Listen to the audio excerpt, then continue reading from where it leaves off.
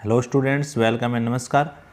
स्वागत है आप सभी का हमारे यूट्यूब चैनल में। तो स्टार्ट करते हैं अपने एमसीक्यू की एक पीडीएफ स्टार्ट है और उस पीडीएफ में अपनों ने अभी तक 50 क्वेश्चन कर लिए हैं। आज का जो सेशन रहने वाला है इसमें अपने लगभग 40 या 50 क्वेश्चन करेंगे। कल की क्लास में उन्होंने 30 क्वेश्चन किए थे। तो धीरे धीरे हम लोग जो हैं आपकी नंबर ऑफ़ क्वेश्चंस की संख्या जो है वो बढ़ाते जाएंगे और क्योंकि एग्ज़ाम जो आपके हैं वो बहुत नज़दीक हैं और ये जो पीडीएफ हम आपको करवा रहे हैं ये आईटीआई या फिर अदर कोई भी एग्ज़ाम आप ले लो, चाहे किसी भी कंपटीशन का है या आईटीआई का है, उन सभी के लिए बहुत बहुत इंपॉर्टेंट क्वेश्चन है ये सारे जो मैं आपको करवाने जा रहा हूँ। दूसरी बात ये कि जितने भी आपके सामने ये जो क्वेश्चन आ रहे हैं ये क्वेश्चन जो है ये बाई लैंग्वेज है, यानी हिंदी और इंग्लिश दोनों में है। और अगर आप इन टॉपिक से संबंधित क्लासेस भी लगाना चाहते हैं तो आपको प्लेलिस्ट में जो है वो क्लासेस मिल जाएगी। ज़्यादातर क्लासेस आपको यहाँ से मिल जाएगी। फंडामेंटल ऑफ इलेक्ट्रिसिटी भी मिल जाएगी, वायरिंग और अर्थिंग जैसी क्लासेस भी आपको यहाँ पर मिल जाएंगी। तो आप लोग क्लासेस भी लगा सकते हैं, ठीक है। और दूसरी बात ये कि ज़्यादा से ज़्यादा जो है आप इस क्लास को सबसे पहले आप इसको शेयर करिए अपने ग्रुपों के अंदर और जल्दी से जुड़ जाइए। फिर अपने स्टार्ट करते हैं एमसीक्यू को। तो सभी स्टूडेंट्स जो है जल्दी से इसको शेयर करें और फिर जुड़ जाएं साथ में। अपने देखते हैं कि कौन से आज क्वेश्चन आज बहुत ही इंपॉर्टेंट, बहुत ही ज़बरदस्त क्वेश्चन आज होने वाले हैं। अपने हर एग्ज़ाम की दृष्टि से बहुत इंपॉर्टेंट क्वेश्चन है ये सारे जो अपने करने जा रहे हैं। तो स्टार्ट करता हूँ, मैं ज़्यादा टाइम ना वेस्ट करते हुए स्टार्ट करता हूँ। आप अपना आंसर कमेंट में दीजिए साथ के साथ, ताकि आप जो है वो क्लियर होता जाए। जल्दी जल्दी देखिए क्वेश्चन नंबर 1। क्वेश्चन नंबर 1 से अपने स्टार्ट करते हैं। क्वेश्चन नंबर 1 जो है मैं उसको पढ़ देता हूँ। हिंदी इंग्लिश दोनों लैंग्वेज में क्वेश्चन है आपके। क्वेश्चन नंबर 1 है फॉर कैपेसिटर ईच ऑफ 40 यानी 40 microfarad are connected in a parallel, the equivalent capacitance of the system will be. 4 संधारित्र हैं जो आपके समांतर में जुड़े हुए हैं, तो उनका कुल प्रतिरोध या कुल संधारिता जो है वो कितनी होगी। 4 संधारित्र हैं आपके। टोटल संधारित्र किस में जुड़े हुए हैं आपके, तो वो जुड़े हुए हैं सीरीज़ में, सॉरी पैरेलल में। तो कुल धारिता कितनी होगी, तो आप सभी को पता है पैरेलल के अंदर जो धारिता होती है वो फॉर्मूला होता है आपके पास में C = C1 + C2 + C3 + C4 n तक ये हो सकते हैं।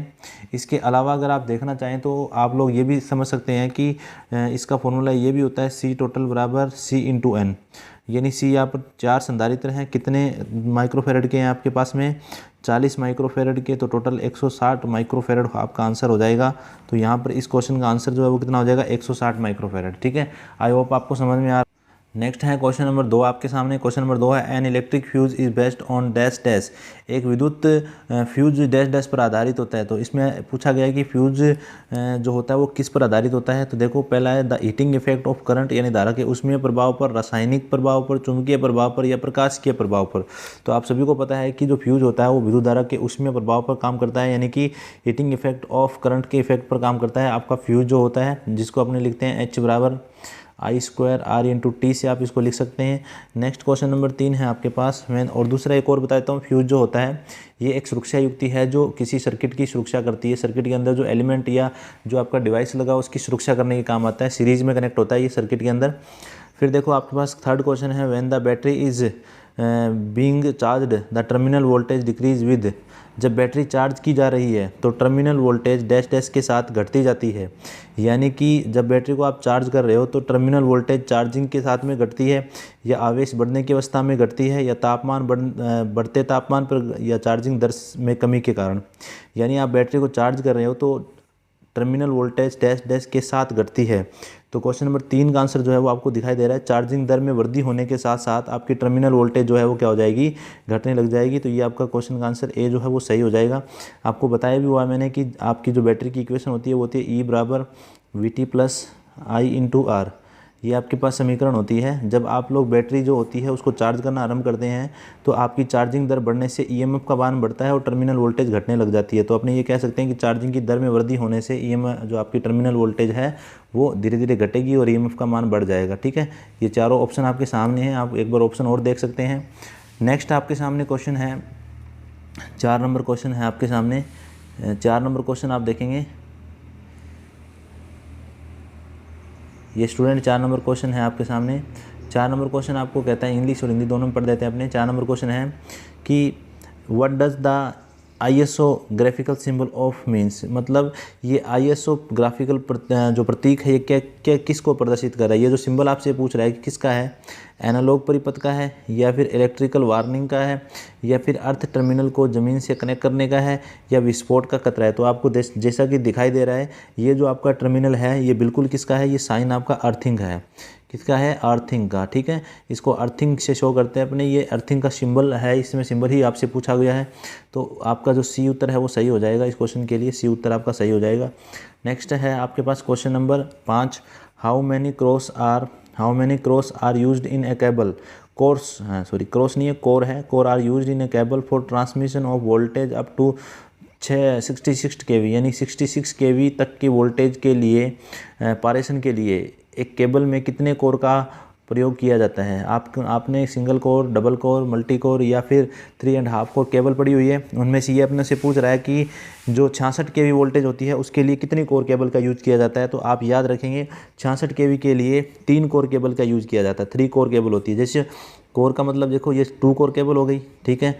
अगर 3 कोर केबल होगी तो वो कुछ इस प्रकार से होगी, और अगर 4 कोर केबल होगी तो वो कुछ इस प्रकार से होगी, ये 4 कोर केबल हो जाएगी। 3.5 अगर हो जाती है आपके पास तो 3.5 कोर ये इस प्रकार से हो जाती है, ठीक है। तो ये 2 कोर हो गई, ये 3 कोर हो गई, ये 4 हो गई, ये 3.5 हो गई। तो जो आपकी 66 kV है उसके लिए 3 कोर केबल का यूज़ किया जाता है ज़्यादातर, ठीक है। तो ये क्वेश्चन यही पूछा गया अपने अपनों से। नेक्स्ट आगे क्वेश्चन है, नेक्स्ट क्वेश्चन नंबर 6 अपने सामने। इन RLC सर्किट, एक RLC परिपथ में प्रतिरोध, इंडक्टर और संधारित्र के वोल्टेज क्रमश 5 वोल्ट, 2 वोल्ट और 2 वोल्ट हैं, तो कुल वोल्टेज का मान ज्ञात करो। देखो, अगर आपके पास RLC सर्किट होता है तो RLC सर्किट के अंदर वोल्टेज ज्ञात करने का फॉर्मूला होता है जो आपके पास में VZ² या V² बराबर होता है आपके पास में √VR² plus VL minus VC या VC माइनस VL की स्क्वायर। तो यहाँ से अगर अपने देखेंगे तो रूट नहीं लगेगा क्योंकि आप लोग यहाँ स्क्वायर हटाएंगे तो रूट आ जाएगा। तो V बराबर हो जाएगा आपके पास में √VR², और आपको पता है ये VR में से ये दोनों जो वोल्टेज हैं ये बराबर है, इसलिए 2 - 2 अगर अपने करेंगे तो ये 0 आ जाएगा। तो आपके पास केवल जो वोल्टेज बचेगी वो कितनी बचेगी, वो बचेगी V बराबर √5 होल स्क्वायर, क्योंकि रजिस्टिव वोल्टेज ही बचेगी। जो आपकी इंडक्टिव और कैपेसिटिव की वोल्टेज है वो बराबर है, इसलिए दोनों कैंसिल आउट हो जाएगी, एक दोनों के विपरीत होती है, यानी ये वोल्टेज एक दूसरे के विपरीत होने के कारण कैंसिल हो जाएगी। आपने पढ़ा भी हुआ है, ठीक है क्योंकि ये एक दोनों के जो आपका कैपेसिटर और इंडक्टर होते हैं ये एक दूसरे के विपरीत काम करते हैं, ठीक है। तो वोल्टेज का मान आपके पास कितना हो जाएगा, तो V बराबर हो जाएगा √25। √25 को आप सॉल्व करेंगे तो आपका आंसर आ जाएगा V बराबर 5 वोल्ट। तो आपका आंसर कितना आ जाएगा, 5 वोल्ट यहाँ पर सही हो जाएगा। नेक्स्ट क्वेश्चन नंबर है 7 नंबर क्वेश्चन है अपने पास। When electrons are pass through the electromagnetic field then the electrons are deflect away from. जब इलेक्ट्रोमैग्नेटिक क्षेत्र में से इलेक्ट्रॉन गुजरते हैं तो इलेक्ट्रॉन डैश डैश से दूर हटते हैं। देखो, इलेक्ट्रॉन पर नेगेटिव चार्ज होता है, इसलिए वो सिर्फ नेगेटिव प्लेट से ही क्या होंगे, दूर हटेंगे, और पॉजिटिव की ओर आकर्षित होंगे। तो इसका आंसर क्या हो जाएगा अपने पास, नेगेटिव प्लेट, क्योंकि नेगेटिव को क्या करते हैं, प्रतिकर्षित करते हैं, ठीक है। तो ये क्वेश्चन नंबर आपका 8 कंप्लीट हो जाता है। नेक्स्ट क्वेश्चन आपके पास है 8वां क्वेश्चन है स्लिप रिंग डैश डैश की बनी होती है, या स्लिप रिंग को डैश डैश से बनाया जाता है। जो स्लिप रिंग होती है वो सामान्यतः किसकी बनी होती है, तो अपने इसको देख लेते हैं, इसके ऑप्शन आपके सामने हैं। नेक्स्ट आपका क्वेश्चन था कि स्लिप रिंग किसकी बनी होती है, तो ऑप्शन ए है उसका कार्बन की, ऑप्शन बी है स्टील की, ऑप्शन सी है कॉपर अलॉय की, और एल्यूमिनियम की। देखो, मैं आपको बता देता हूँ, जो आपकी 3 चीज़ें होती हैं, एक होता है कम्यूटेटर, एक होती है स्प्लिट रिंग, और एक होती है स्लिप रिंग। तो ये चीज़ें जो होती है, कम्यूटेटर आपका जो है ये हार्ड ड्रॉन कॉपर का बना होता है, स्प्लिट रिंग भी कॉपर की बनी होती है, और स्लिप रिंग जो होती है ये कॉपर की नहीं होती है, ज़्यादातर ये फास्फोरस ब्रॉन्ज की बनी होती है। किसकी होती है, फास्फोरस ब्रॉन्ज। और यहाँ पर आपके पास ऑप्शन में फास्फोरस ब्रॉन्ज नहीं है, तो आप देखेंगे कि फास्फोरस ब्रॉन्ज किसकी मिश्र धातु है, तो फास्फोरस ब्रॉन्ज जो है वो कॉपर की मिश्र धातु है, तो इसलिए सी ऑप्शन आपका सही हो जाता है। नेक्स्ट क्वेश्चन आपके पास है the type of DC generator used for arc welding. Arc welding के लिए कौन सा जनरेटर यूज किया जाता है, तो आपको याद रखना है डिफरेंशियल जनरेटर जो होता है उसका यूज आर्क वेल्डिंग के लिए किया जाता है। डिफरेंशियल ऑप्शन में है, आपको याद रखना है, क्योंकि डिफरेंशियल जनरेटर जो है वो एक ऐसा जनरेटर है जिस पर आप लोड बढ़ाओगे तो उसकी धारा का मान जो है लोड के साथ बढ़ता जाएगा, और वोल्टेज क्या होती जाएगी, कम होती जाएगी। तो इसलिए डिफरेंशियल जनरेटर का यूज जो है वो अपने कैसे करते हैं, वो करते हैं अपने वेल्डिंग जनरेटर के रूप में। नेक्स्ट क्वेश्चन नंबर 10 है आपके सामने। Under constant load condition the speed of A DC motor is affected by, यदि लोड को स्थिर कर दिया जाए तो डीसी मोटर की गति डैश डैश से प्रभावित होगी। तो स्थिर लोड पर जो, अगर आपका लोड स्थिर है, मान लो कि आपने लोड को स्थिर कर दिया, तो आपकी लोड धारा जो है वो भी क्या हो जाएगी, स्थिर। लोड धारा स्थिर होने से आर्मेचर धारा स्थिर हो जाएगी। इसका अर्थ ये हो गया कि आर्मेचर से आपकी स्पीड अफेक्ट नहीं करेगी, तो किससे अफेक्ट करेगी, तो सिर्फ आपका जो है वो मेन फ्लक्स बच जाता है, जिसके कारण आपकी फील्ड जो है वो क्या करेगी, जो आपकी मोटर है वो स्पीड जो है वो क्या करती है, वेरिएबल या फिर प्रभावित होती है, तो सिर्फ फ्लक्स के कारण होगी। कांस्टेंट स्पीड पर या कांस्टेंट लोड पर फ्लक्स के कारण ही आपकी गति जो है वो परिवर्तित हो सकती है। नेक्स्ट क्वेश्चन है आपके सामने, next question number 11। Question number 11 को पढ़ लेते हैं अपने। The total power in a certain circuit 12 volt, the current the circuit consist of 4 equal value of resistors in series, each resistor will dispatch power. एक निश्चित सर्किट में कुल शक्ति 12 वाट है। सर्किट में श्रृंखला में चार मूल्य प्रतिरोध जुड़े हैं, तो प्रत्येक पर बताओ कितनी वाट शक्ति होगी। तो देखो आपको ये कह रहा है कि टोटल आपके पास रेजिस्टेंस है 4, इस प्रकार से 4 रेजिस्टेंस है आपके, और ये चारों रेजिस्टेंस जो हैं वो सीरीज में जुड़े हुए हैं। प्रत्येक पर आपको शक्ति खपत ज्ञात करनी है, यानी P1, P2 और P3 ज्ञात करनी है। सभी इक्वल मान के हैं और कुल जो आपकी शक्ति है वो 12 वाट है। तो याद रखना, सीरीज हो या पैरेलल, कुल शक्ति का मान जो है वो सभी में जुड़ जाता है। तो आपके पास कुल शक्ति 12 है और रेजिस्टेंस जो है वो 4 हैं, तो प्रत्येक पर जो है वो 3 वाट 3 वाट 3 वाट और 3 वाट शक्ति जो है वो खपत हो जाएगी। तो आपका आंसर जो है वो यहाँ पर 3 हो जाएगा, यानी कि 3 वाट शक्ति जो है वो ईच रेजिस्टेंस पर जो है वो खपत होगी, तो टोटल आपकी 12 वाट आ जाएगी। ठीक है। नेक्स्ट क्वेश्चन है, the efficiency of power transformer is mainly depend of, एक पावर ट्रांसफार्मर की दक्षता डैश डैश मुख्य रूप से किस पर निर्भर करती है। यानी एक पावर जो ट्रांसफार्मर है उसकी दक्षता मेनली किस बात पर डिपेंड करती है।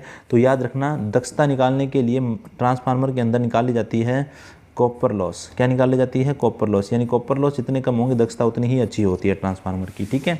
नेक्स्ट आपके पास question number 13, a motor can be easily identify by, एक डीसी मोटर को डैश डैश द्वारा आसानी से पहचाना जा सकता है। तो डीसी मोटर को आसानी से कैसे पहचाना जा सकता है, पहला बोल रहा है माउंटिंग के द्वारा, दूसरा बोला है चालक के आकार के द्वारा, तीसरा बोल रहा है कम्यूटेटर के द्वारा, और चौथा बोल रहा है वाइंडिंग के द्वारा। तो क्वेश्चन नंबर 13 का बहुत सिंपल आंसर है, कम्यूटेटर का नाम अगर आ जाता है तो कम्यूटेटर केवल डीसी मोटर और डीसी जनरेटर में ही होता है। इसके अलावा कुछ मोटरें, स्पेशल मोटर्स हैं जिनमें कम्यूटेटर होता है, तो आप लोग आसानी से पहचान सकते हैं कि डीसी मोटर जो है उसमें क्या होता है, कम्यूटेटर। तो कम्यूटेटर से डीसी मोटर की पहचान हो सकती है। नेक्स्ट क्वेश्चन, तो नेक्स्ट क्वेश्चन आपके सामने स्टूडेंट्स, नेक्स्ट क्वेश्चन है आपके सामने क्वेश्चन नंबर 14। क्वेश्चन नंबर 14 को आप रीड करेंगे। तो क्वेश्चन नंबर 14 आपके सामने वो है, देखो, a good illumination source should have which of the flowing properties, एक अच्छे प्रदीप्ति स्रोत में निम्नलिखित में से कौन सा गुण होना चाहिए। तो देखो पहला ऑप्शन आपके सामने है कि इसमें पर्याप्त प्रकाश होना चाहिए, इसमें कम ल्यूमेन वाट होनी चाहिए, ल्यूमेन प्रति वाट होना चाहिए, इसमें आसानी दिक्कत होना चाहिए, यानी आसानी से दिखना होना चाहिए, या कम रंग का प्रतिपादन होना चाहिए। देखो इंग्लिश में आसानी से समझ में आ जाएगा वो। इंग्लिश के ऑप्शन है, it should have sufficient light, it should have low lumen per watt, it should be इसे इजीली विजिबल, नेक्स्ट है लो कलर रेंडरिंग इंडेक्स। तो इसमें ए ऑप्शन आपका सही हो जाता है, यानी प्रकाश की जो मात्रा है वो पर्याप्त होनी चाहिए। नेक्स्ट क्वेश्चन है आपका question number 15, the CRO is primarily an, मुख्य रूप से CRO डैश डैश है। तो CRO एक, जो अगर बात करें अपने CRO की, तो CRO का पूरा जो नाम होता है वो होता है कैथोड रे ऑक्सिलोस्कोप। CRO जो होता है उसका पूरा नाम होता है कैथोड रे ऑक्सिलोस्कोप। और कैथोड रे जो ऑक्सिलोस्कोप होता है वो आप किसी भी सिग्नल जो होता है उसकी जो तरंग रूप है उसको प्रदर्शित करता है, यानी पीक टू पीक वैल्यू आपको बताता है वोल्टेज या करंट की। ठीक है। तो CRO को आप एज ए वोल्टमीटर भी काउंट कर सकते हो, इसको आप एक वोल्टमीटर कह सकते हो। तो आप ऑप्शन जो है वो सही हो जाएगा, यहाँ पर बी ऑप्शन सही हो जाएगा। नेक्स्ट क्वेश्चन है, what will the binary equivalent of decimal number 58, दशमलव संख्या 58 का बाइनरी समतुल्य क्या होगा। देखो ये आपका जो है डिजिटल इलेक्ट्रॉनिक्स का पार्ट है छोटा सा। तो डिजिटल इलेक्ट्रॉनिक्स के अंदर अगर आपको डेसिमल, ये कन्वर्जन जो है ये कैसे, देखो ये बाइनरी कन्वर्जन, बाइनरी यानी डेसिमल टू बाइनरी कन्वर्जन है ये। डेसिमल टू बाइनरी, डेसिमल को बाइनरी में बदलना है, तो डेसिमल को बाइनरी में बदलने के लिए आपको 58 को बदलना है। तो देखो इसके लिए आप एक कोड लिख सकते हो, 1 2 4 8 16 32, ये कोड है इसका। आप इस कोड भी लिख सकते हो, इस कोड से आप इसको सोल्व कर सकते हो। तो देखो आपका टोटल जो जोड़ है उसमें 58 आना चाहिए। तो टोटल जोड़ 58 जहाँ जहाँ मतलब आपको ऐसे अंक जोड़ने हैं जिनका जो जोड़ है वो 58 आ जाए। तो मैं जोड़ता हूँ, देखो सबसे पहले मैं एक 32 को जोड़ लेता हूँ। तो 32 जिसको जोड़ना है उसके नीचे 1 रखेंगे आप। 32 को जोड़ लेता हूँ, फिर मैं आपको 16 को जोड़ लेता हूँ। फिर मैं आप देखो 32 और 16 कितने हो गए आपके पास, 32 और 16 हो गए आपके पास में। देखो ये हो गए 32 और 16 40 और 48 हो गए। देखो 32 और 16 कितने हो गए आपके पास में, 48 हो गए। फिर आप देखो यहाँ पर अपने पास में 48 और 8 56 हो गए। 56 आपको 58 चाहिए, तो एक ही हो गया 2 58, ठीक है। बाकी क्या क्या लगा दो आप 0, बाकी क्या क्या लगा दो 0। तो ऐसा ऑप्शन देख रहे हो आपको 0 1 0 1 1 1 वाला ऑप्शन आपको एक ही दिखाई दे रहा है यहाँ पर ए। तो ए आंसर जो है यहाँ पर आपका वो सही हो जाएगा क्वेश्चन नंबर 16 के लिए, ठीक है। तो आपको समझ में आ गया, ये कोड याद रख लेना है आपको। देखो अगर आपके पास में डेसिमल है तो आप ये कोड रखोगे। अगर आपके पास ऑक्टल है तो आप सिर्फ कोड रखोगे 4 2 1, ऑक्टल को अगर चेंज करना हो बाइनरी के अंदर, या ठीक है। और अगर आपके पास में मान लो हेक्साडेसिमल है तो आप कोड रखोगे 8 4 2 1। हेक्साडेसिमल के लिए आपको 4 4 के जोड़े बनाने पड़ेंगे, तो वो डिटेल से पढ़ने के लिए आपको क्लास लगानी पड़ेगी। क्लास अपने आगे देखेंगे किस प्रकार से चलती है, ठीक है। नेक्स्ट है आपके पास क्वेश्चन नंबर 17।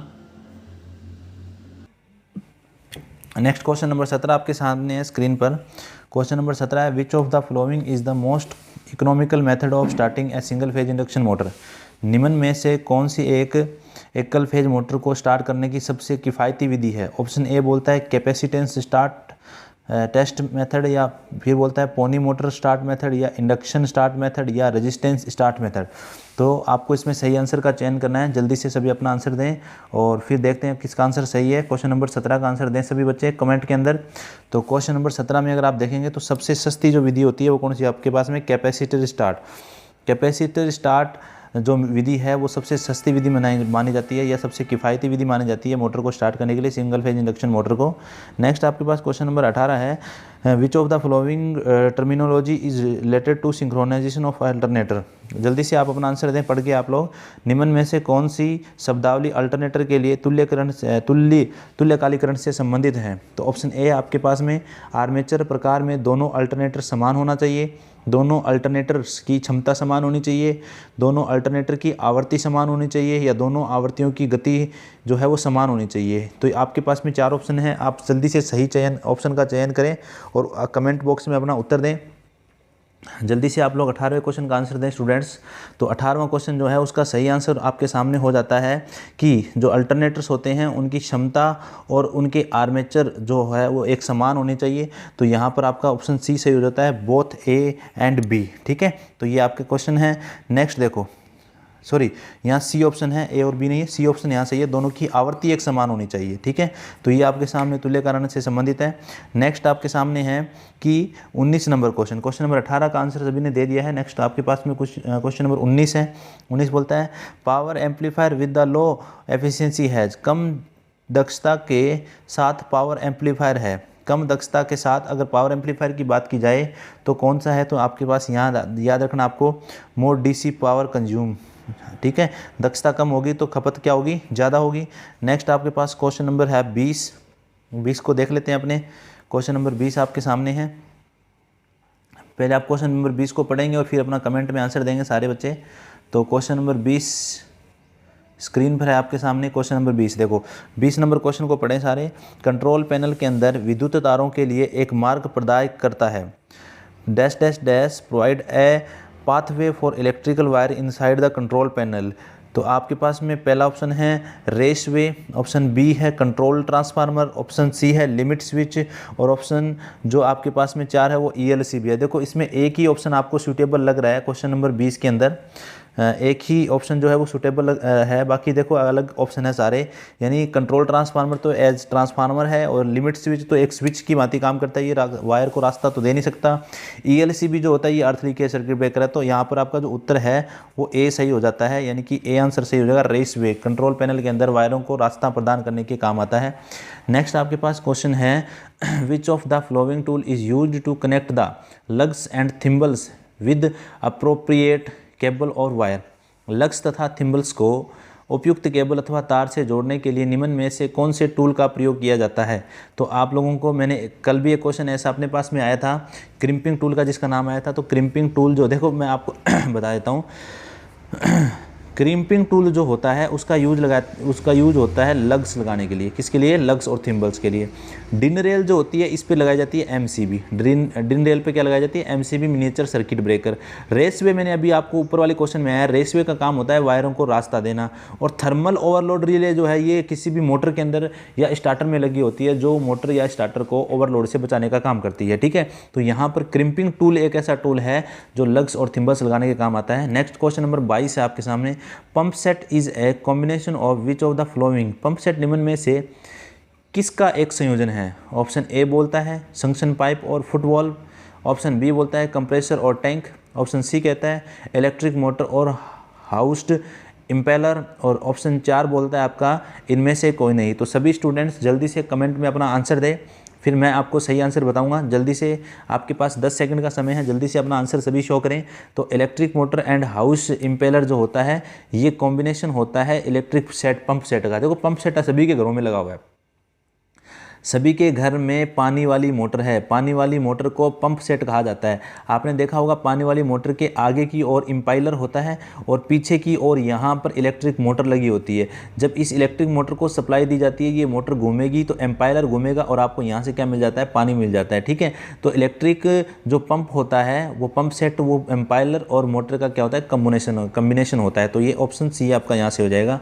नेक्स्ट है आपके पास क्वेश्चन नंबर 23।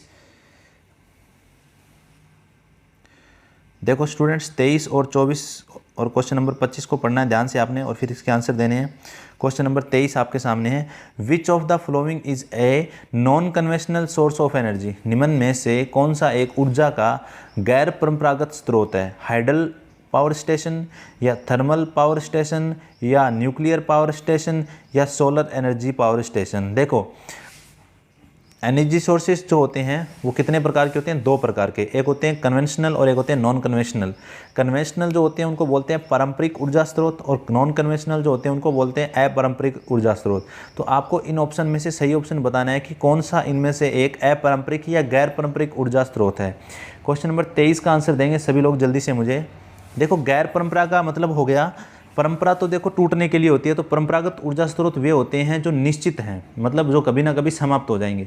और गैर परंपरागत ऊर्जा स्रोत वे होते हैं जो कभी समाप्त नहीं होते। तो इनमें एक ऐसा एनर्जी है सोलर एनर्जी, जो कभी भी समाप्त न होने वाली ऊर्जा है, जो अपने को सूर्य से मिलती है। तो परंपरागत ऊर्जा स्रोत सूर्य हो गया, वाइंड एनर्जी होगी। ठीक है, इसके अलावा अगर अपने बात करें टाइडल एनर्जी होगी, तो ये सारी कौन सी होती है? सोलर, ये सारे जो है ये गैर परंपरागत ऊर्जा स्रोत होते हैं। नेक्स्ट है आपके पास 24 number. What is the effect of armature coil at point where brushes are located? उन बिंदुओं पर आर्मेचर कोयल का क्या प्रभाव है जहां ब्रश स्थित होते हैं? यानी कि ब्रश नॉर्मली आप सभी को पता है एमएनए पर रखे जाते हैं। तो एमएनए पर जो ब्रश रखे जाएंगे तो उस एमएनए पर जो कोयल जो है उसका क्या प्रभाव होगा ब्रशों की स्थिति का, तो वो पूछ रहा है। क्वेश्चन नंबर 24 का आंसर सभी लोग दें जल्दी से, फिर अपने नेक्स्ट क्वेश्चन पर जाते हैं। तो क्वेश्चन नंबर 24 जो है उसमें पहला ऑप्शन बोल रहा है इंड्यूस्ड पॉजिटिव ईएमएफ, बोल रहा है इंड्यूस नेगेटिव ईएमएफ, और आपको बोल रहा है इंड्यूस जीरो ईएमएफ। देखो आपके जनरेटर के अंदर 2 रेखाएं होती है, एक तो होती है जिसको बोलते हैं एमए मैग्नेटिक एक्सिस, और एक होती है ये एमएनए जिसको बोलते हैं मैग्नेटिक न्यूट्रल एक्सिस। आपकी ब्रश की पोजीशन जो होती है वो कहाँ पर होती है? एमएनए पर। ब्रश की पोजीशन जो होती है वो कहाँ होती है? एमएनए पर। और आप सभी को पता है एमएनए एक ऐसी रेखा है जिस पर ईएमएफ का मान 0 होता है, और एमए जो है वो एक ऐसी रेखा है जिस पर ईएमएफ का मान क्या होता है? मैक्सिमम होता है। ठीक है, ये आपके पास में जनरेटर के अंदर अपने आर्मेचर रिएक्शन में इसको पढ़ते हैं। तो आप लोगों को पता है एमएनए पर ईएमएफ की जो पोलैरिटी है वो 0 होती है। तो यहाँ पर मैं बोल देता हूँ कि इंड्यूस्ड ईएमएफ 0 हो जाएगा किस पर? एमएनए पर। Question number 25, an overloaded line में be used dash dash electric power. एक ओवरहेड है ये। ओवरहेड लाइन का प्रयोग विद्युत शक्ति को डैश डैश करने के लिए किया जाता है। देखो बोल रहा है कि ओवरहेड लाइनें जो होती हैं उनमें विद्युत शक्ति को डैश डैश करने के लिए किया जाता है। तो ओवरहेड लाइनें देखो आप ट्रांसमिशन भी कर सकते हैं, ओवरहेड लाइनों से आप वितरण भी कर सकते हैं। तो आपको जो है 4 ऑप्शन यहाँ मिलेंगे, उन 4 में से आपको कोई एक सूटेबल आंसर देना है। 4 ऑप्शन आपके पास है जिसमें पहला ऑप्शन आपको मिल रहा है संचरित यानी ट्रांसमिट, दो ऑप्शन आपके सामने और है। दूसरा ऑप्शन है डिस्ट्रीब्यूट यानी वितरण। तीसरा ऑप्शन आपके सामने ट्रांसमिशन और डिस्ट्रीब्यूशन, और चौथा ऑप्शन है रेक्टिफाई। देखो रेक्टिफाई का मतलब होता है एसी को डीसी में बदलना, ठीक है। तो ट्रांसमिशन भी होता है और डिस्ट्रीब्यूशन भी होता है, तो ऑप्शन सी आपका सही हो जाएगा। ओवरहेड लाइनें आपको सभी को पता है वितरण के लिए भी काम आती है और ट्रांसमिशन के लिए भी काम आती है। तो ट्रांसमिशन के लिए भी ही आपकी लाइन जो है वो काम आती है, दोनों ही काम आती है ओवरहेड लाइनें जो होती है। 26 नंबर क्वेश्चन है विच type of insulator is used for low voltage distribution. निम्न में से लो वोल्टेज वितरण के लिए किस प्रकार के इंसुलेटर का यूज किया जाता है। तो सभी अपना आंसर देंगे मुझे जल्दी से, 10 सेकंड का टाइम है आपके पास में। ऑप्शन ए है सेकल इंसुलेटर, ऑप्शन बी है सस्पेंशन इंसुलेटर, ऑप्शन सी है डिस्क इंसुलेशन, ऑप्शन डी है पिन इंसुलेटर। जल्दी से सभी बच्चे अपना आंसर देंगे और उसके बाद में अपने नेक्स्ट क्वेश्चन पे चलते हैं। जल्दी जल्दी अपना आंसर दें सारे बच्चे। देखो क्लास को साथ के साथ आप लोग शेयर करते जाएं और लाइक करते जाएं और अपने दोस्तों को जो है अपने क्लास में जोड़ते जाएं, ताकि ज़्यादा से ज़्यादा स्टूडेंट जो हैं वो अपने साथ जुड़ सकें और ये इन क्वेश्चनों का उनको फ़ायदा मिल सके। तो जल्दी से आप लोग क्लास को शेयर करें और अपना आंसर जो दें। तो आपका जो इस क्वेश्चन का आंसर होने वाला है, देखो इस क्वेश्चन का आंसर पिन टाइप इंसुलेटर एकदम सही इंसुलेटर है। डिस्क और सस्पेंशन जो होते हैं उनको आपको पता है, डिस्क टाइप इंसुलेटर जो होता है उसी का नाम होता है सस्पेंशन इंसुलेटर, ठीक है। इन दोनों को जो है वो आप लोग ज़्यादातर ट्रांसमिशन में यूज़ करते हैं हाई वोल्टेज के लिए। लो वोल्टेज में आपने देखा होगा आपके घर के बाहर जो खंभे होते हैं जो कि 250 वोल्ट के लगभग होते हैं, उन पर पिन टाइप इंसुलेटर लगा होता है। तो सही आंसर क्या हो जाएगा आपका, pin type insulator low voltage के लिए। नेक्स्ट क्वेश्चन नंबर 27 है the normal cable which is connected between distributors and consumers load to terminal are called. सामान्य केबल जो वितरक और उपभोक्ता लोड टर्मिनल के बीच जुड़ा होता है डैश डैश को कहा जाता है। देखो मैं एक छोटा सा डायग्राम शो करता हूँ, उससे आपको क्लियर हो जाएगा। ये जो आपके पास में है, मान लो ये आपके पास में एस है, ठीक है, यानी सब स्टेशन है। सब स्टेशन से आपकी सप्लाई जो जाती है वो जाती है फीडर लाइन के द्वारा। किसके लाइन के द्वारा जाती है, फीडर लाइन के द्वारा। फीडर से ये सप्लाई मिलती है डिस्ट्रीब्यूटर को। किसको मिलती है, डिस्ट्रीब्यूटर। ये डिस्ट्रीब्यूटर को हिंदी में बोलते हैं वितरक, ठीक है। तो सब स्टेशन से जो लाइन वितरक तक आती है उसको फीडर बोलते हैं, ठीक है। और जो लाइन अपने घरों को सप्लाई देती है उसको वितरक बोलते हैं। और वितरक से आपके घर तक जो लाइन जाती है उसको एस से लिखा जाता है, इनको बोलते हैं सर्विसमैन। क्या बोलते हैं इसको, सर्विसमैन बोलते हैं। यानी सर्विस लाइन जो है या सर्विसमैन जो है वो उपभोक्ता तथा वितरक से जुड़ा हुआ तार होता है, ठीक है। तो आपका क्वेश्चन नंबर 27 जो है उसका सही आंसर हो जाएगा सर्विस लाइन या सर्विसमैन, ठीक है। उसके बाद नेक्स्ट नंबर है क्वेश्चन नंबर 28। तो क्वेश्चन नंबर 28 को आप पढ़ें और इसका आंसर दें। क्वेश्चन नंबर 28 देखो, ये आपके पास क्वेश्चन नंबर 28 है। 28 नंबर क्वेश्चन है आपके पास में hot plate can be used for which of the flowing purpose. Hot plate का प्रयोग निम्न में से किस उद्देश्य के लिए किया जाता है। नंबर 1 टोस्टिंग के लिए, number 2 to warm up of room, कमरे को गर्म करने के लिए, या कुकिंग के लिए, या फॉर मेटल सरफेस प्लेटिंग के लिए, यानी कि मेटल सरफेस प्लेटिंग के लिए। तो जल्दी से अपना आंसर दें सभी स्टूडेंट्स और अपने फिर आगे नेक्स्ट क्वेश्चन पे चलते हैं। तो आप सभी को पता है हॉट प्लेट का जो यूज होता है वो किस लिए होता है, खाना पकाने के लिए, यानी कुकिंग जो हीटर होता है उसके रूप में हॉट प्लेट ओवन का जो है वो उपयोग किया जाता है। नेक्स्ट आपके पास क्वेश्चन नंबर है 29 नंबर क्वेश्चन का आंसर देंगे सारे बच्चे। तो 29 क्वेश्चन आपकी स्क्रीन पर है। 29 नंबर देखो, 29 नंबर क्वेश्चन क्या है, if 3 resistance of 100 ohm 200 ohm and 300 ohm connected in parallel. 3 resistance है आपके पास, यहाँ बना देता हूँ मैं तीनों रेजिस्टेंस 100 ओम 200 ओम और 300 ओम। ये एक रेजिस्टेंस 100 ओम का है, ये 200 का है और ये 300 का है। तीनों रेजिस्टेंस जो है वो पैरेलल में कनेक्टेड है। तीनों रेजिस्टेंस पैरेलल में कनेक्टेड है, तो सही आंसर का चयन करना आपको। ऑप्शन ए बोलता है प्रतिरोधकों से होकर प्रवाहित धारा समान होगी जबकि उनके बीच उत्पन्न वोल्टता भिन्न होगी। ऑप्शन बी बोलता है प्रतिरोधकों से होकर प्रवाहित धारा उनके बीच प्रतिरोध समान होगा। ऑप्शन सी बोलता है प्रतिरोधकों से होकर वोल्टेज समान रहेगा जबकि उनमें प्रवाहित धारा भिन्न होगी। और ऑप्शन 4 जो है वो बोलता है कि प्रतिरोधकों से होकर प्रवाहित धारा इनके बीच का उत्पन्न प्रतिरोध भिन्न भिन्न होगा। तो यहाँ पर आपको दिखाई दे रहा है ऑप्शन सी आपका सही हो जाता है, क्योंकि पैरेलल के अंदर वोल्टेज समान रहती है और प्रत्येक रेजिस्टेंस जो है वो अलग अलग मान का है, इसलिए उसमें करंट भी क्या जाएगी, अलग अलग जाएगी। इनके सिरे पर पोटेंशियल डिफरेंस सेम रहेगा, तो इसका ऑप्शन जो है वो सी आपका सही हो जाता है। नेक्स्ट है आपके पास question number 30। In Wheatstone bridge network as shown in the figure ABCD ABCD is balanced when P is 500 ohm, Q is 250 ohm and S is 112 ohm. Determine the value of RX. आपको अज्ञात प्रतिरोध का मान ज्ञात करना है Wheatstone bridge से अज्ञात प्रतिरोध का मान आपको ज्ञात करना है, जिसमें आपको P, Q और S की वैल्यू दे रखी है। देखो इस वैसे नॉर्मली फॉर्मूला होता है P/Q बराबर R/S, लेकिन फॉर्मूला रटना आपको नहीं है, फॉर्मूला आपको बिल्कुल भी नहीं रटना है। फॉर्मूला आपका यहाँ से तैयार होगा P/Q। तो देखो आपका फॉर्मूला बनेगा P/Q इक्वल टू S/R, क्योंकि इस भुजा के ऊपर ये आएगी तो S/R आपका बनेगा। तो जब आपके पास P का मान देखो कितना है, तो P का मान आपके पास है 500, आपके पास Q का मान कितना है, तो Q का मान आपके पास 250 है, S का मान आपके पास 12 है और X का मान आपको ज्ञात करना है। ठीक है, तो ये क्वेश्चन को अपने सॉल्व करेंगे तो ये क्वेश्चन आपका कैसे बन जाएगा, देखो इसको यहाँ ले आते हैं तो ये क्वेश्चन बन जाएगा 250 ×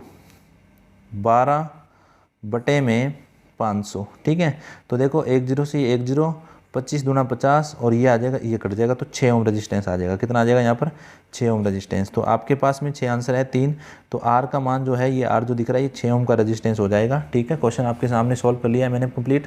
ठीक है, ये देखो नेक्स्ट आपके पास में है क्वेश्चन नंबर 31 को देखते हैं अपने। क्वेश्चन 31 क्या है, the composition of tin and lead used in a electric solder। Electrician solder में प्रयुक्त टिन और लेड की संरचना है, यानी कि जो आपका सोल्डर वायर होता है वो लेड और टिन से मिलकर बना होता है, या टिन और लेड एक ही बात होती है, से मिलकर बना होता है, तो उनका रेशियो कितना है लेड और टिन का, तो इसके बारे में आपको बताना है। तो जल्दी से स्टूडेंट्स अपना जवाब देंगे, तो बताएं जल्दी से कि इलेक्ट्रिशियन शोल्डर में टिन और लेड का जो प्रतिशत होता है वो कितना होता है। देखो इसमें कन्फ्यूज आपको छोटा सा किया गया है, ऑप्शन को देखते हुए आप थोड़ा कन्फ्यूज ना हो। 31 नंबर क्वेश्चन का आंसर दें सारे बच्चे। 31 नंबर क्वेश्चन जो है उसमें आपको टिन और लेड, देखो मैं आपको बता देता हूँ, सभी बच्चे कन्फ्यूज हो जाते हैं यहाँ पर आके। एक होता है अगर आपको लेड प्लस टिन बोले तो रेशियो होता है 60:40 का, लेकिन अभी इसने आपको पूछा आपको टिन और लेड के बारे में, तो टिन का कितना है 40 और लेड का कितना है 60, तो 60-40 यानी सी ऑप्शन आपका यहाँ पर सही हो जाता है। टिन और लेड का जो रेशियो है वो कितना है आपका यहाँ पर, वो है आपका 40 और 60%। ठीक है, next number question 32, for plate earthing the size of the plate should not be less than dash dash. Plate earthing के लिए प्लेट का आकार डैश डैश से कम नहीं होना चाहिए। क्वेश्चन 32 आपके सामने, ऑप्शन आपको शो हो जाते हैं, ऑप्शन में से आप लोग सही आंसर का चयन करेंगे। आपके पास 10 सेकंड का समय है। ऑप्शन आपके सामने है, अर्थिंग प्लेट के लिए आपको साइज़ बताना है। तो फर्स्ट बोल रहा है 600 mm × 600 mm, नेक्स्ट बोल रहा है 400 mm × 400 mm, नेक्स्ट बोल रहा है 300 mm × 300 mm और उसके बाद नेक्स्ट बोल रहा है 200 mm × 200 mm। जल्दी से सभी बच्चे अपना आंसर दें। 32 क्वेश्चन का आंसर है, आपको अर्थिंग प्लेट जो है उसका साइज़ बताना है। तो आप सभी को ध्यान है, अर्थिंग प्लेट का साइज़ यहाँ कन्फ्यूज होने की ज़रूरत नहीं है आपको। साइज़ होता है 60 × 60 इन सेंटीमीटर, तो mm में आपका जो है वो कितना हो जाएगा 600 × 600 हो जाएगा इन mm। ठीक है, तो ऑप्शन ए आपका सही हो जाएगा 600 × 600 mm। ठीक है, नेक्स्ट है आपके पास क्वेश्चन नंबर 33। तो 33 देखो, which type of wire can be use in explosive proof of insulation. किस प्रकार की वायरिंग का उपयोग विस्फोटक प्रूफ प्रतिष्ठानों में किया जाता है। इसका अर्थ ये कह रहा है कि सीधी सी बात यह है कि यहाँ पर आपको जो है वो ऐसी वायरिंग का यूज करना है जो कि विस्फोटक प्रूफ हो। तो ऑप्शन 1 है बैटन वायरिंग, ऑप्शन 2 है आपके सामने क्लीट वायरिंग, ऑप्शन सी है पीवीसी वायरिंग और ऑप्शन डी है मेटल वायरिंग। तो यहाँ सबसे स्ट्रॉन्ग एक ही वायरिंग है जो कौन सी है, मेटल वायरिंग। तो मेटल वायरिंग आपका सही आंसर हो जाएगा। नेक्स्ट है आपके पास question number 34, the simplest way of varying the flux produced by an electromagnet smoothly in an electric device is. विद्युत युक्तियों में एक इलेक्ट्रोमैग्नेट से सरलता से उत्पन्न फ्लक्स को परिवर्तित करने का सबसे आसान तरीका होता है। फ्लक्स को चेंज करने का सबसे आसान तरीका होता है कुंडली के चक्रों को घटाया बढ़ाकर, अनेक संख्या वाली टैपिंग की एक्साइटिंग कुंडली का प्रयोग करके, एक्साइटिंग कुंडली में धारा परिवर्तित करके, और लास्ट ऑप्शन बोल रहा है एक्साइटिंग कुंडली की ओर स्थित एक्साइटिंग कुंडली की स्थिति बदलकर। 34 नंबर क्वेश्चन का आंसर दें जल्दी से, आपके पास सिर्फ 10 सेकंड का टाइम है, ज़्यादा टाइम नहीं है आपको। क्वेश्चन पढ़ें जल्दी से, क्वेश्चन तो मैंने पढ़ दिया है, आप लोग आंसर दें अपना जल्दी से। तो आपका जो आंसर हो जाएगा यहाँ पर वो हो जाएगा, देखो आप सभी को पता है एमएमएफ जो होता है वो होता है एन इंटू आई, यानी मैग्नेटिक फील्ड की अगर आपको प्रमाण बढ़ाना है तो आप करंट उसके अंदर बढ़ाओ, ज़्यादा जो है वो करंट की वैल्यू है, क्योंकि नंबर ऑफ टर्न्स तो आपके कांस्टेंट रहते हैं, ठीक है। तो यहाँ पर आपका सही आंसर जो है वो क्या हो जाएगा, वो सी आंसर यानी 3 आंसर जो है वो सही हो जाएगा। एक्साइटिंग कुंडली में धारा का परिवर्तित करके आप जो है वो फ्लक्स को क्या कर सकते हो, परिवर्तित कर सकते हो। नेक्स्ट है क्वेश्चन नंबर 35 आपके सामने। 35 नंबर क्वेश्चन पढ़ें सभी लोग। 35 नंबर क्वेश्चन है which law states that the magnitude of the induced EMF is directly proportional to the rate of change of the flux। कौन सा नियम बतलाता है कि प्रेरित EMF का परिमाण फ्लक्स लीकेज के परिवर्तन की दर के समानुपाती होता है। तो ये तो शायद ही ये क्वेश्चन जिस बच्चे को नहीं आता है तो आई थिंक मुझे ऐसा लगता है कि उस बच्चे ने ITI का, मैं ये कह सकता हूँ, रास्ता भी कभी नहीं देखा होगा, शक्ल देखने की तो बहुत दूर की बात है। तो जो ये नियम है, ये नियम दिया था माइकल फेराडे ने इंडक्शन के लिए, और कहा था कि इंडक्शन के कारण जो उत्पन्न होने वाला EMF है वो फ्लक्स परिवर्तन या फ्लक्स लिंकेज की जो रेट है या दर है उसके क्या होता है, समानुपाती होता है। तो ऐसा ऑप्शन आपको एक ही दिख रहा है, विद्युत चुंबकीय प्रेरण के फेराडे का द्वितीय नियम। 2 नियम दिए थे, फर्स्ट लॉ और सेकंड लॉ। फर्स्ट लॉ कहता है कि जब कोई भी कंडक्टर किसी मैग्नेटिक फील्ड में मूव करता है तो वो EMF उत्पन्न करता है, और सेकंड ये कहता है कि उत्पन्न होने वाला EMF फ्लक्स लिंकेज की दर के क्या होगा, समानुपाती। तो आपका यहाँ पर जो उत्तर हो जाता है इस क्वेश्चन के लिए वो आपका सही उत्तर हो जाएगा विद्युत चुंबकीय प्रेरण का फेराडे का द्वितीय नियम, ठीक है। तो ये उत्तर, ये आपका सही उत्तर हो जाएगा यहाँ पर। नेक्स्ट है आपके सामने question number 36। In DC generator the EMF generated in the armature is maximum when. DC generator के आर्मेचर में उत्पादित EMF का मान अधिकतम होगा। उत्पादित EMF का मान अधिकतम कब होगा, तो मैं आपको एक समीकरण बता देता हूँ, E बराबर BLV साइन थीटा। ये समीकरण सभी को पता है, ये गतिज प्रेरित EMF की समीकरण है। और गतिज प्रेरित EMF का मान मैक्सिमम कब होगा, जब फ्लक्स डेंसिटी अधिकतम होगी, वॉल्यूम अधिकतम होगा और आपके पास लेंथ ऑफ कंडक्टर अधिकतम होगा।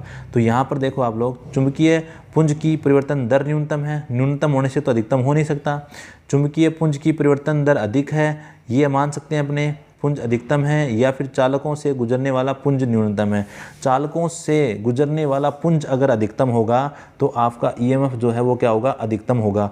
या फिर पूछे जाए चुंबकीय पुंज की परिवर्तन यानी फ्लक्स चेंज अधिकतम होगा तो EMF अधिकतम होगा। तो देखो अपने क्या कह सकते हैं, rate of change of flux is maximum, यानी फ्लक्स परिवर्तन जितना ज़्यादा करेगा कोई भी जो आपका आर्मेचर है तो वो उतना ज़्यादा क्या बनाएगा, EMF। तो यहाँ पर 36 नंबर जो क्वेश्चन है उसका बी आंसर क्या हो जाएगा, सही हो जाएगा आपका। क्या नेक्स्ट है question number 37। In DC generator lap winding used for. DC generator में लैप वाइंडिंग, तो लैप वाइंडिंग जो है वो उच्च धारा और निम्न वोल्टता के लिए यूज होती है। तो ऐसा ऑप्शन देख लो आप जिसमें आपको उच्च धारा और निम्न वोल्टता मिल जाए। तो निम्न वोल्टता उच्च धारा के लिए आपकी लैप वाइंडिंग जो है वो यूज की जाती है। ये वाला मैंने ऑप्शन सही कर दिया है। लैप वाइंडिंग जो है वो आपकी निम्न वोल्टता और उच्च धारा के लिए यूज होती है। वेव वाइंडिंग जो है उच्च वोल्टता और निम्न धारा के लिए यूज होती है। नेक्स्ट क्वेश्चन आ गया आपके पास। तो नेक्स्ट क्वेश्चन है आपके सामने question number 38। The DC motor works on the principle DC motor dash dash के सिद्धांत पर कार्य करता है। तो फर्स्ट ऑप्शन बोलता है एक समान चुंबकीय क्षेत्र में रखे धारावाही चालक पर एक बल का अनुभव। ऑप्शन बी बोलता है एक समान चुंबकीय क्षेत्र में रखा चालक चलता है। ऑप्शन सी बोलता है चुंबकीय क्षेत्र बदलते धारा स्थापित किया जाता है तो चालक में बल उत्पन्न होता है। और ऑप्शन सी बोलता है दो धारावाह चालक द्वारा स्थापित चुंबकीय क्षेत्र उनके बीच एक बल पैदा करता है। ठीक है, तो आप लोग जल्दी से अपना आंसर दें। 38 नंबर क्वेश्चन का लास्ट क्वेश्चन अपने पास आने वाले हैं। आज की क्लास में अपने 40 क्वेश्चन ही करने वाले हैं, तो आप लोग 38 का जल्दी से आंसर दें कि 38 का आंसर क्या होने वाला है। जल्दी से स्टूडेंट अपना आंसर दें कि DC मोटर जो है इनमें से किस सिद्धांत पे काम करती है। ऑप्शन पढ़ें आप लोग जल्दी से। चलो तो अपना आंसर जो है मैं देता हूँ आपको। आंसर जो है इसमें आपका आएगा ए आंसर क्या कहता है कि ए का मतलब ये देखो यहाँ पर क्या है कि आपके पास में जब भी कोई DC मोटर के वर्क की बात की जाए या सिद्धांत की बात की जाए तो वहाँ पर एक समीकरण काम करती है। समीकरण होती है F बराबर BIL साइन थीटा। यानी जब भी किसी धारावाही चालक को चुंबकीय क्षेत्र में रखा जाता है तो वो धारावाही चालक स्वयं पर एक बल का अनुभव करता है। ये आपको क्वेश्चन नंबर 38 में बताना था कि धारावाही चालक पर लगने वाला जो बल है, ठीक है, वो किसके कारण उत्पन्न होता है, वो उसी सिद्धांत, उसी पर आपकी मोटर जो है वो काम करती है। ऑप्शन यहाँ पर आपका जो है वो क्या सही हो जाएगा, वो आपका ए ऑप्शन सही हो जाएगा, क्वेश्चन नंबर 38। नेक्स्ट है question number 39। In A 4 point starter the protective register is connected in the series with.